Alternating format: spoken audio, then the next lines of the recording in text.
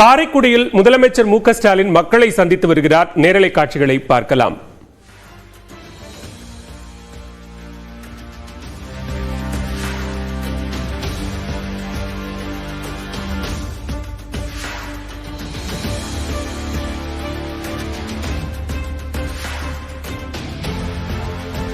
இரண்டு நாள் பயணமாக சிவகங்கை மாவட்டத்திற்கு சென்றுள்ள முதலமைச்சர் மு க ஸ்டாலின் மாவட்ட கள ஆய்வு கூட்டத்திலும் பங்கேற்கிறார். இன்று காலை அழகப்பா பல்கலைக்கழகத்தில் நடைபெற்ற நிகழ்ச்சியில் பங்கேற்ற முதலமைச்சர் அங்கு வளர்த்தமிழ் நூலகத்தை திறந்து வைத்து ஐயன் திருவள்ளுவர் சிலையையும் திறந்து வைத்தார்.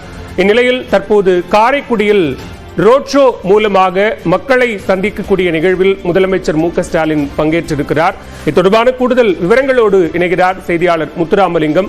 முத்துராமலிங்கம், விவரங்களை பதிவு செய்யலாம். முதலமைச்சர் தற்போது எந்த பகுதிகளில் மக்களை சந்தித்துக் கொண்டிருக்கிறார்? விவரங்கள். பாலவேல், தமிழக முதல்வர் மு க ஸ்டாலின் அவர்கள் கடந்த 2 நாட்கள் சுற்றுப்பயணமாக சிவகங்கை மாவட்டத்துக்கு வந்திருக்கார்.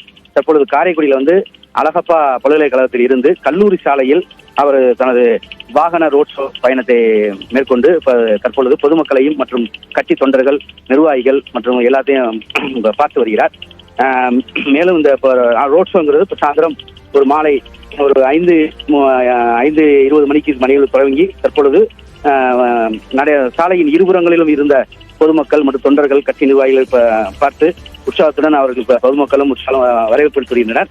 அந்த வரவேற்பை முதல்வர் பெற்றுக்கொண்டு அவர்களுக்கும் கையை சென்று வருகிறார்.